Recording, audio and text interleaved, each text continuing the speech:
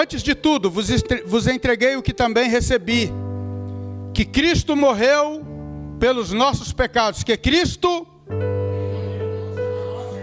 segundo as Escrituras, e que foi sepultado e ressuscitou ao terceiro dia, segundo as Escrituras, e apareceu a Cefas e depois aos 12. Verso 6 também. Depois disto, foi visto por mais de 500 irmãos, de uma só vez, dos quais a maioria sobrevive até agora, porém alguns já dormem. Verso 7. Depois foi visto por Tiago, mais tarde por todos os apóstolos. Verso 8. E afinal, depois de todos, foi visto também por mim, como por um nascido fora do tempo. Senhor, que a Tua palavra encontre lugar na nossa mente e no nosso coração. Te oramos assim, agradecidos, em nome de Jesus. Amém. Tomais assento, amados.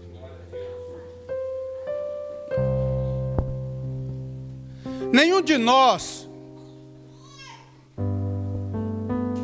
estaríamos aqui se nossos pais não houvessem nascido. E há uma das evidências que provam que os nossos pais existiram ou existe para alguns, porque meus pais já dormem no Senhor, mas a maior prova de que eles existiram e para muitos que os pais existem são justamente os filhos. A evidência que prova que o Adão Vieira dos Santos e a Agostinha Vieira dos Santos existiram é a minha pessoa. Eu sou testemunha ocular da existência de Adão e Agostinha. De igual modo, as minhas filhas são testemunhas oculares. No dia que eu partir para a eternidade, elas são testemunhas que eu existi. O apóstolo Paulo aqui, ele traz uma construção para a igreja de Corinto, e essa construção é evidenciada ou feita a partir de evidências. O verso de número 1, ele vai trazer para a igreja uma lembrança ou trazer à memória deles aquilo que lhes foi anunciado através do Evangelho. O verso 1 ele diz: venho vos lembrar do Evangelho que eu vos anunciei. O verso de número 2, ele vai dizer que este Evangelho, ele trouxe salvação para aquela igreja, se aquela igreja de fato retiver a palavra do Evangelho que lhes foi pregada. O que Paulo estava dizendo era trazendo a memória ou reavivando, reativando a memória daquela igreja acerca da pessoa de Jesus Cristo. E no verso de número 3, o apóstolo Paulo, ele vai trazer de uma forma contundente a prova de que o Senhor Jesus é real, quando ele diz: antes de tudo, vos entreguei o que também recebi. E ele recebeu de quem? Do próprio Senhor Jesus, ao encontrá-lo com Cristo no caminho de Damasco. E o que ele recebeu foi que Cristo morreu pelos nossos pecados, segundo as Escrituras, e que foi sepultado e ressuscitou ao terceiro dia, segundo as Escrituras, e que apareceu a alguns irmãos, e ainda no tempo do apóstolo, ele diz que ainda muitos destes vivem entre nós. Eu gostaria de falar nesta noite, irmãos, sobre a evidência ou as evidências da ressurreição de Jesus Cristo. Uma vez que hoje a Santa Ceia nada melhor que trazer à nossa memória que Jesus morreu, Jesus foi sepultado, mas ele não se encontra no túmulo. O seu túmulo existe ainda em Jerusalém. Porém, se você for lá em Jerusalém, você vai encontrar na entrada do túmulo uma plaquetinha que diz: ele não está aqui, porque já ressuscitou. O que são evidências? A palavra evidência vem do latim evidentia, ou evidencia, ou visibilidade, clareza. Evidência é aquilo que nos traz clareza.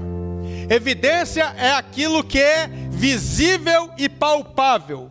As escavações arqueológicas trazem evidências de nações, de raças e de povos que já existiram neste mundo. Traz evidências de culturas antigas e como eles viviam em comunidade. As evidências, elas são nos mostradas através da arqueologia, através de fatos históricos, através de estudos. E nesta noite eu queria falar sobre as evidências da ressurreição.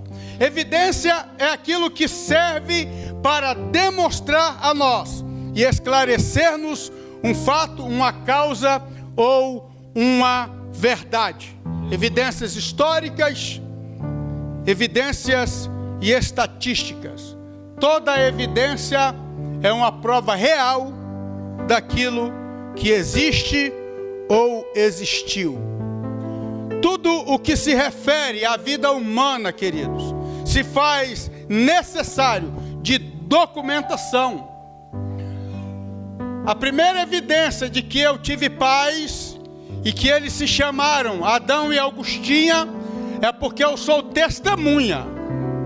E a segunda evidência é a documentação, que serve para provar ou atestar a realidade dos fatos. O que prova a nossa existência, ou que prova a existência dos nossos pais, somos nós, como também toda a documentação no cartório. Assim que eu cheguei em Portugal, fazendo as documentações das meninas para a escola, eu tive um problema, ou a Alessandra teve um problema, que ela chegou lá e tinha que provar que o meu pai era meu pai, e eles não aceitavam nem o meu título de residência, nem o meu passaporte, nem a minha identidade do Brasil, que não vale nada aqui. Isso não prova nada. Foi dado a eles a certidão, a minha certidão de casamento, que consta o nome dos meus pais. Para eles não provou nada. A única coisa que provava que o meu pai era meu pai, minha mãe era minha mãe, a minha certidão de nascimento. Pronto. Tivemos que mover céus e terras para trazer do Brasil a segunda via da minha certidão de nascimento. E quando a mulher recebeu a certidão, que leu, ela: o Adão realmente é pai do José Roberto.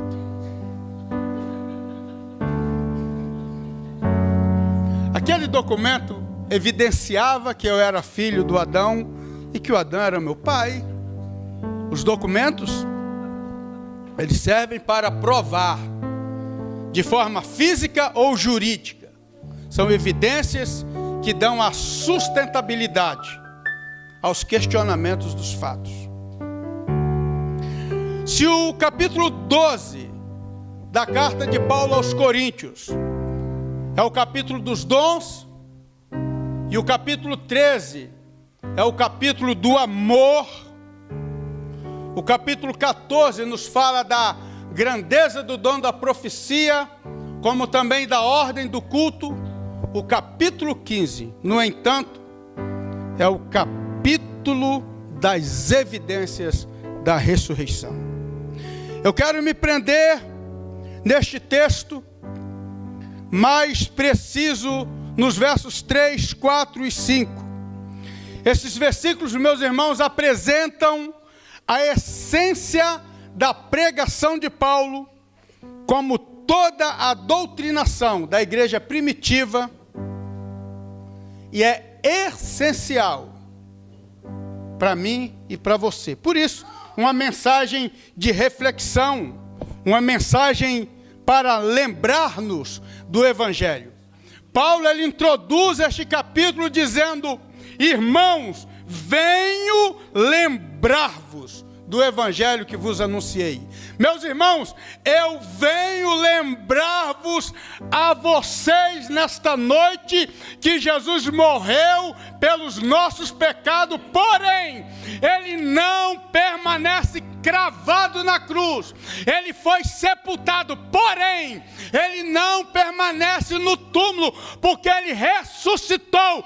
Porém, ele não está entre nós, porque passou-se 2000 anos, e onde ele está? Ele está num alto e sublime trono, à direita de Deus Pai, intercedendo por mim e por você nesta noite. Aleluia. Se este fundamento, se esta verdade for removida da nossa mente, do nosso coração, se essa verdade for removida, toda a estrutura e toda a esperança e toda a base do cristianismo, ela ruirá. Por isso, as ideologias humanas, por isso, comunismo e outros ismos querem destruir o que as Escrituras ensinam, o que as Escrituras predicam, o que as Escrituras mostram, para que desta forma a igreja sucumba em ruínas. Porém, meus irmãos, é mantendo firme esta verdade que nós manteremos de pé diante das aflições dos tempos presentes. Por isso vos trago uma lembrança nesta noite: Jesus morreu, foi sepultado, porém ressuscitou dentre os mortos. A essência do Evangelho, ela está contida nestes 3 versículos. Por isso, é de suma importância: primeiro, Cristo morreu por nossos pecados. Segundo, ele foi sepultado. Terceiro, ele ressuscitou dos mortos. O apóstolo Paulo menciona pelo menos 3 provas da ressurreição de Cristo. Se nós perguntássemos aos gregos, na época do apóstolo, se eles criam em ressurreição, eles não creriam de jeito nenhum. Entretanto, Paulo, ele se volta para uma igreja cética, onde a mente estava presa à filosofia, e ele volta-se a esta igreja e anuncia a esta igreja que Cristo morreu, porém ele ressuscitou. E por que ele introduz este assunto no capítulo 15? Porque aquela igreja pranteava a morte dos seus entes queridos. Aquela igreja não havia neles a esperança, porque os seus entes queridos morreram. Porém, Paulo agora vai trazer uma doutrina sobre a ressurreição para reanimá-los e ativar a esperança. E Paulo vai dizer: se Cristo não ressuscitou, verso 14, vã é a nossa pregação, e vã também é a vossa fé. Então, Paulo, ele vai mencionar 3 provas da ressurreição àquela igreja. E estas provas, meus irmãos, é a mais rica joia do Evangelho. Amém, amados?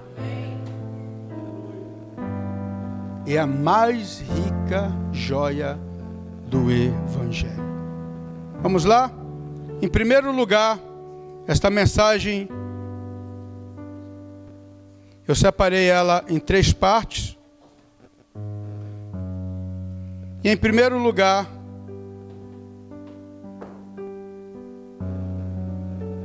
Jesus morreu pelos nossos pecados. Verso 3: antes de tudo, vos entreguei o que também recebi, que Cristo morreu pelos nossos pecados. e ele traz uma evidência que Jesus morreu pelos pecados deles. E a evidência é segundo as Escrituras. A lei profetizava, os profetas profetizavam, os juízes profetizaram. As Escrituras anunciavam que o Filho de Deus, o Messias, morreria por causa dos pecados deles. Primeiro ponto, a salvação dos coríntios. Paulo diz para aquela igreja: Cristo morreu pelos seus pecados. Igreja de Coríntios. Quero vos dizer nesta noite, igreja em Póvoa do Varzim, parte da igreja em Braga, parte da igreja no Porto, parte da igreja de Portugal e do Brasil. Cristo morreu pelos vossos pecados. Agora Paulo vai dizer isto aos coríntios, e interessante é que um salvador morto não pode salvar ninguém.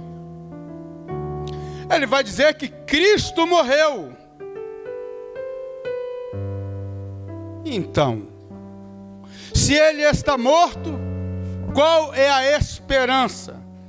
Mas Paulo, ele não se limita nestas palavras, mas ele diz no verso 4: foi sepultado e ressuscitou ao terceiro dia, segundo as Escrituras. Se Cristo, meus irmãos, não ressuscitou, ele não tem nenhuma credencial para salvar. Um redentor morto é impotente e nada pode fazer para redimir o pecador. Por isso, Cristo morreu e ressuscitou. Paulo, ele vai dizer que as Escrituras atestam isso. Ele morreu pelos nossos pecados, assim como nos diz as Escrituras. As Escrituras falam que sua morte não foi um acidente. A sua morte não foi simplesmente porque os sacerdotes da época o odiavam. A sua morte não foi simplesmente porque Pilatos deu ordem e os soldados romanos o crucificaram. A sua morte e a sua ressurreição também não foi uma surpresa. Tudo aconteceu porque estava escrito, tudo estava profetizado pelo próprio Deus. Ele morreu e ressuscitou, segundo as Escrituras. Em terceiro lugar, Paulo vai dizer que aquela igreja, ela tinha provas vivas de que Cristo ressuscitou, porque haviam testemunhas. A ressurreição de Cristo foi um fato histórico, incontroverso, com várias provas incontestáveis. Paulo diz que Jesus Cristo ressurreto foi visto por várias testemunhas. Versículo de número 6. Depois disto foi visto por mais de 500 irmãos, de uma só vez, dos quais a maioria ainda vive entre nós. Bom, primeiro, Cristo morreu pelos nossos pecados. Em primeiro lugar, foi por causa dos nossos pecados. E por causa dos nossos pecados, e por que por causa dos nossos pecados? Porque nenhum de nós somos retos diante de Deus. Por isso ele morreu. O que vamos celebrar aqui nesta noite é a morte de Jesus. A Santa Ceia nos mostra isso. E ele morreu por nossos pecados, ou por causa dos nossos pecados. Qual foi a causa que efetuou a morte de Cristo? Os nossos pecados. A igreja de Lagoinha tem um hino antigo que diz que não foram os cravos que o prenderam na cruz, foram os nossos pecados que o mantiveram na cruz. O profeta Isaías, no capítulo 59, verso 2 do seu livro, ele vai dizer: mas as vossas iniquidades fazem separação entre vós e o vosso Deus. São os pecados e as iniquidades que nos separam de Deus. Por esta razão e por este motivo, Jesus morreu pelos nossos pecados, para nos aproximar de Deus, para a glória do nome dele. Em segundo lugar, a penalidade para o pecado seria a morte do pecador. Romanos capítulo 6, versículo 23, nos diz: porque o salário do pecado é a morte. Por que que todos os homens morrem? Por que que todos aqueles que nascem morrem? Por que que morreremos um dia? Porque o pecado está na raça humana. Eu acho que o ser humano mais novo é o Joaquim, entre nós, não é verdade? O Joaquim é o mais novo entre nós.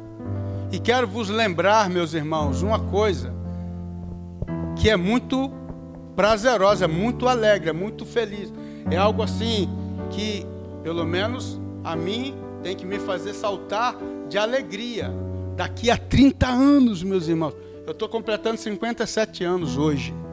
Daqui a 30 anos, se eu estiver vivo, estarei completando 87. Mas, daqui a 30 anos, muitos de nós não estaremos aqui. Daqui a 50 anos, a maioria de nós já não estaremos aqui. Daqui a 100 anos, talvez nem o Joaquim vai estar aqui. Daqui a 150 anos, ninguém estará aqui. Sabe por quê?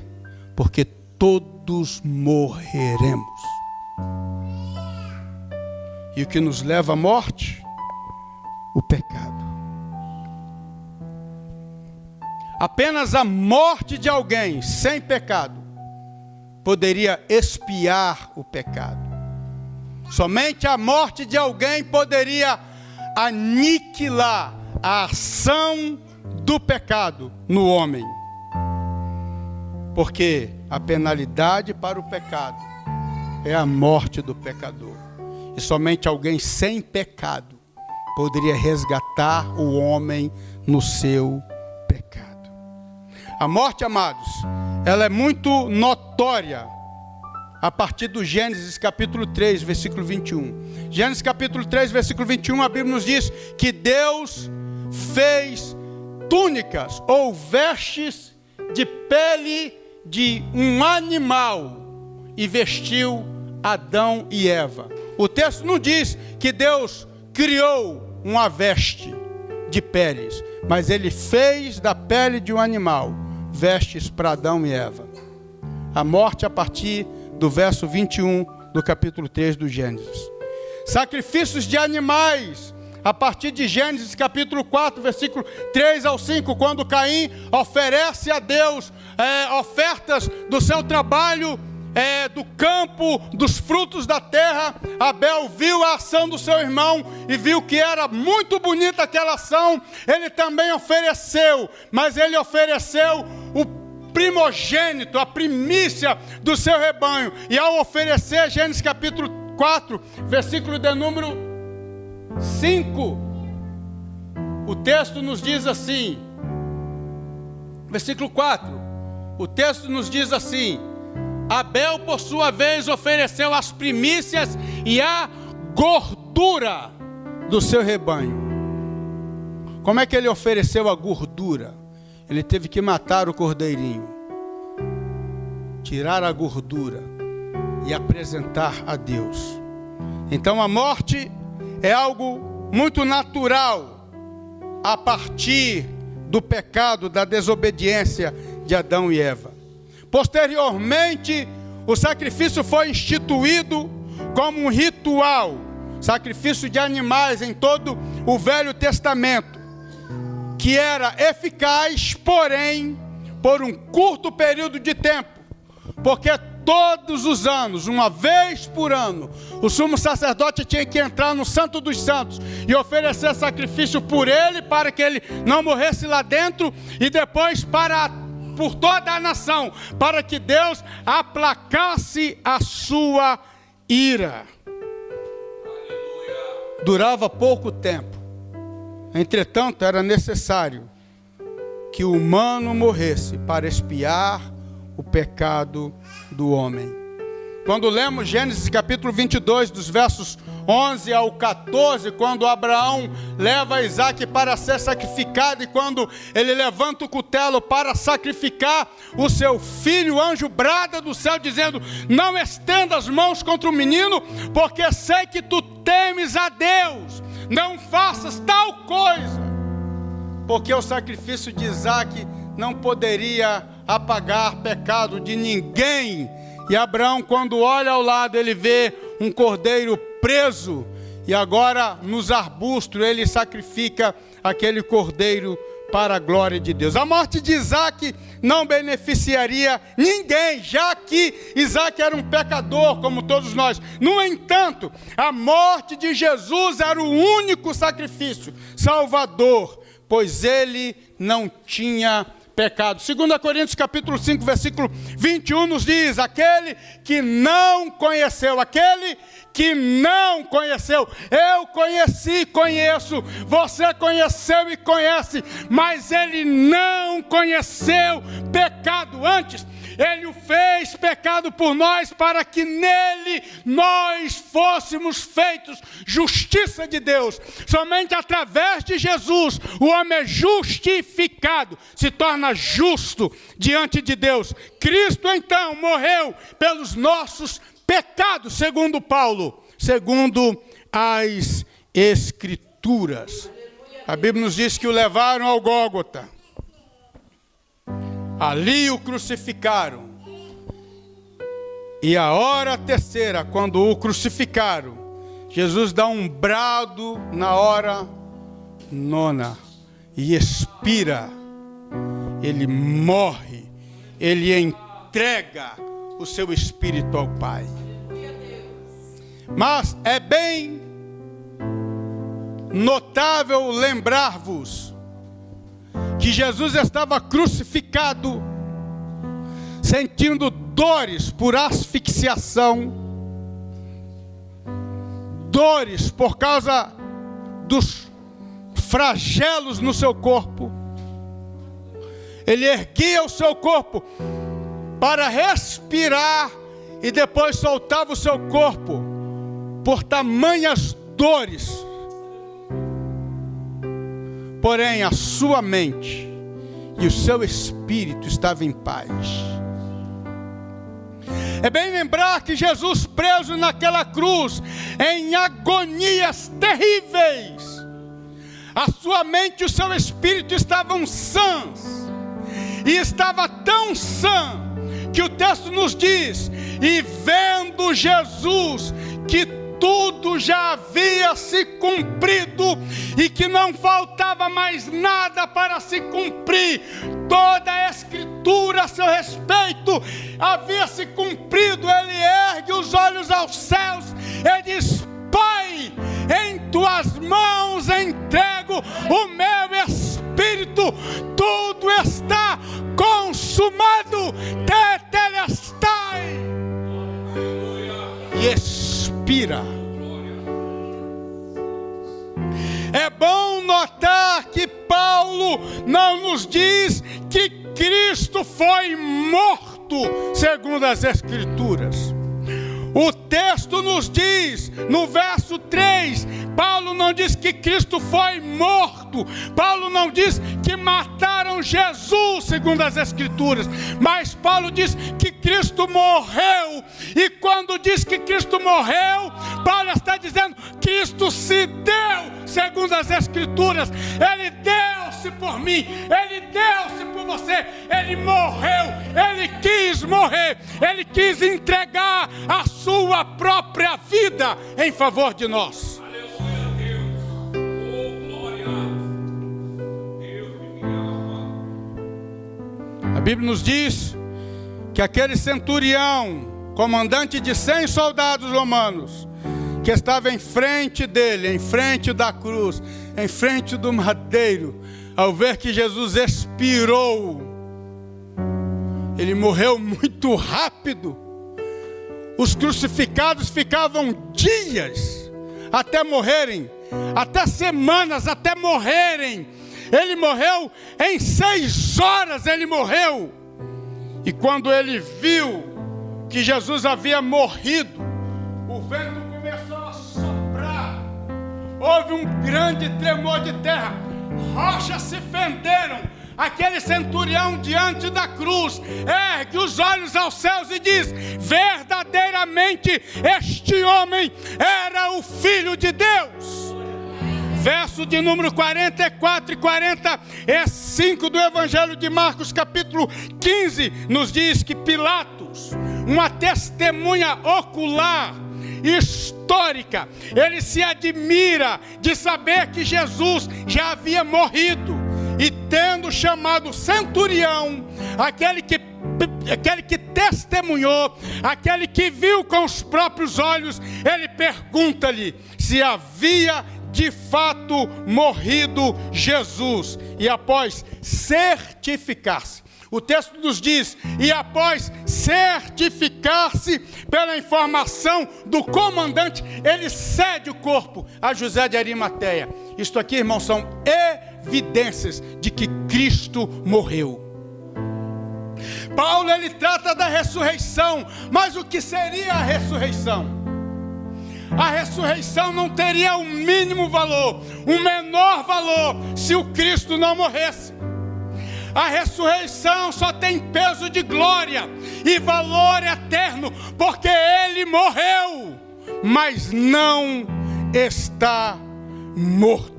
O texto nos diz, após certificar-se pela informação do comandante, ele cedeu o corpo a José de Arimateia. E por que cedeu o corpo a José de Arimateia? Porque José de Arimateia queria sepultá-lo. Segundo, ele foi sepultado, como foi profetizado pelos profetas. Isaías capítulo 53, versículo 9 nos diz: designaram-lhe a sepultura com os perversos, mas com o rico esteve na sua morte.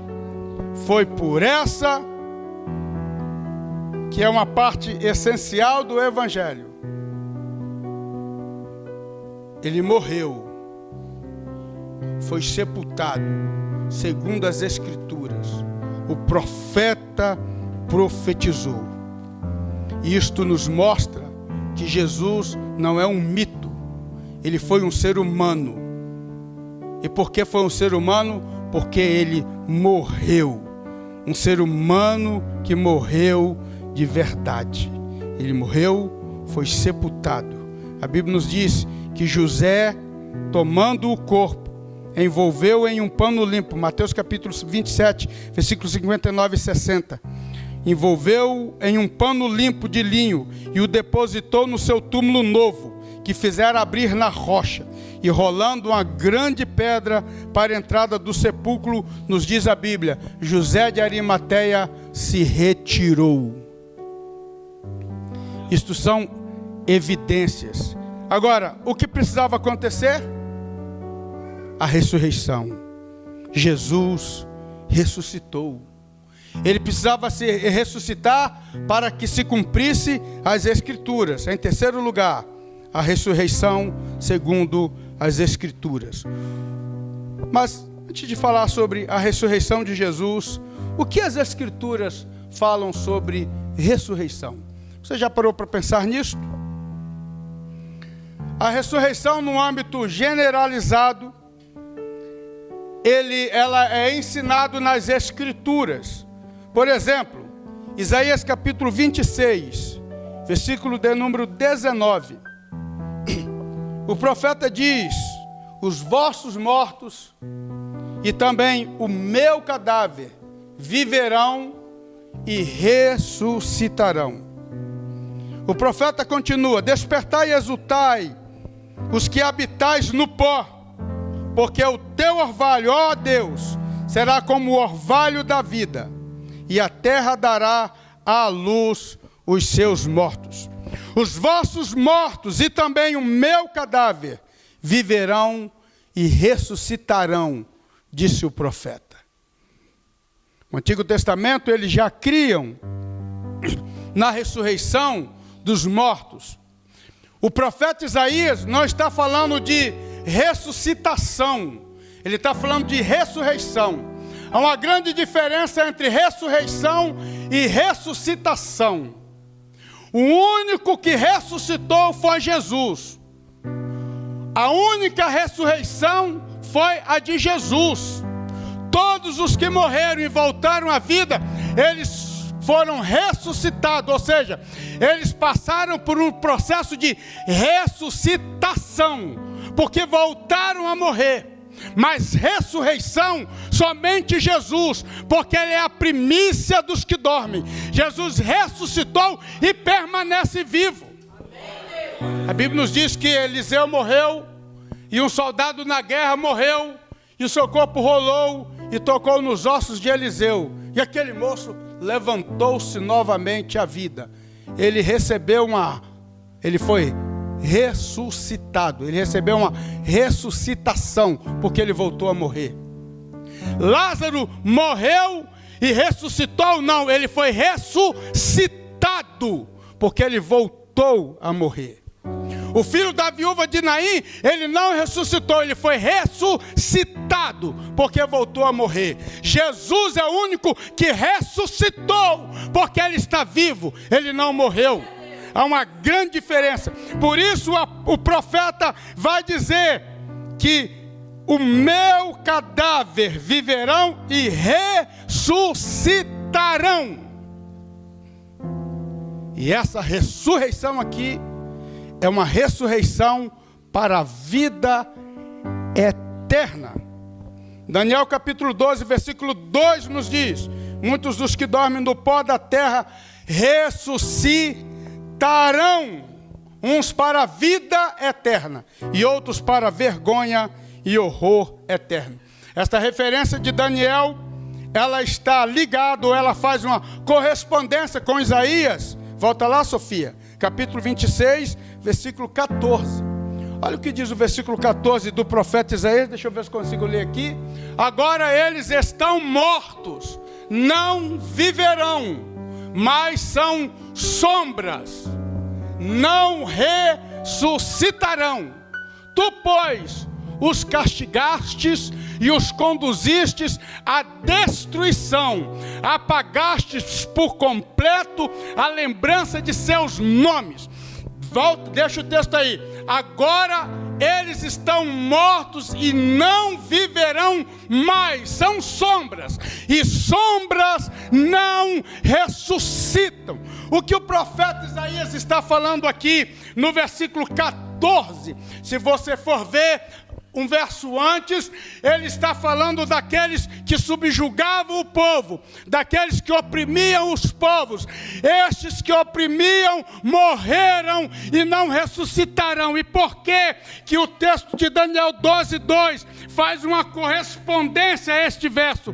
Porque eles estão mortos e não viverão, eles não viverão eternamente, eles não ressuscitarão para a vida, eles vão voltar à vida para serem julgados e serem condenados à segunda morte. Por isto o texto diz: sombras não ressuscitarão.